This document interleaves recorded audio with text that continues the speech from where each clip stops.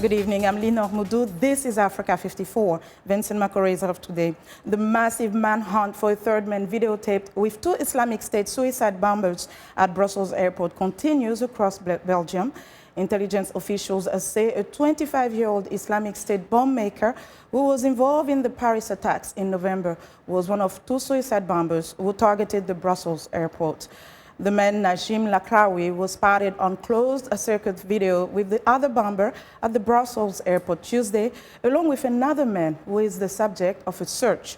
A 4th man blew himself up at the metro station. Meanwhile, Turkish officials now say one of the men identified as a suicide bomber at the airport had been detained by Turkey and deported to Europe, where he was released about 8 months ago. The deportation took place on July 14, 2015 and was administratively recorded. A memo was sent to the embassy in Brussels and the Belgians let this person go. Erdogan says his government warned authorities in Belgium about Ibrahim el-Bakraoui, but the Belgian authorities could not identify a link to terrorism. Meantime, a makeshift memorial to the victims contains to grow in the heart of Brussels. And pressure is mounting on European officials to improve cooperation against terrorism. EU Interior and Justice ministers are holding emergency talks on a joint response to Tuesday's bombings in Brussels, which killed at least 31 people and injured 270. For more on the investigation and manhunts, let's go to reporter Dave Keating, who joins us live via Skype from Brussels. Dave, welcome to the show. Thank you. So where do things stand with this fast-moving investigation? Well, right now, there's still the suspect on the loose.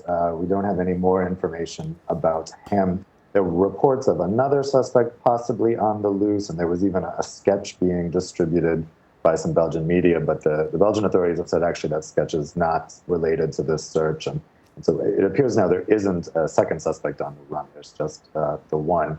But the more interesting information to come out this afternoon is, as you mentioned, about the suicide bombers who were brothers. We have the claim by Turkey that one of them had been deported and that Turkey had actually warned Belgium and the Netherlands that he was a fighter in Syria.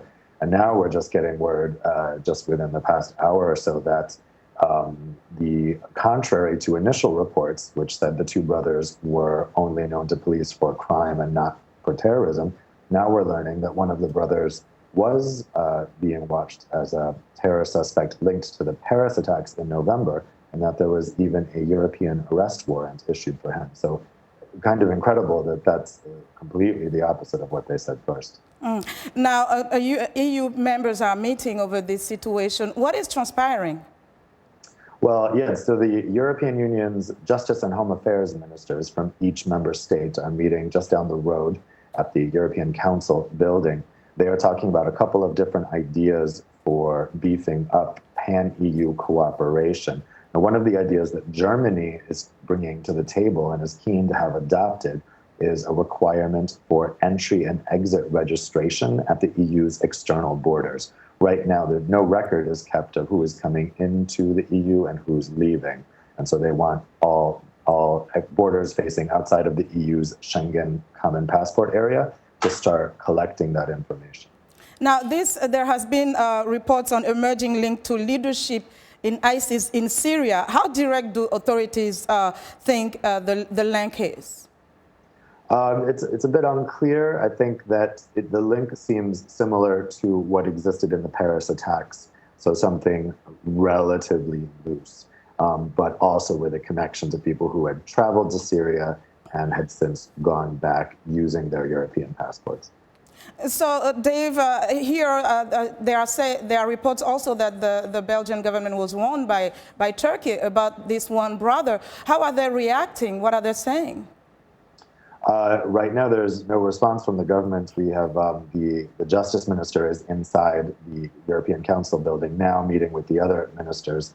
I'm told that it's getting quite heated inside there. A lot of the ministers are not very happy with the way that Belgium has handled this situation, and this latest news about the European arrest warrants and the connection to the Paris attacks is pretty astounding. The justice minister and the home affairs minister both have said they offered to resign but the Prime Minister, Charles Michel, said he would not accept their resignation. Whether they actually offered to resign is unclear. Okay.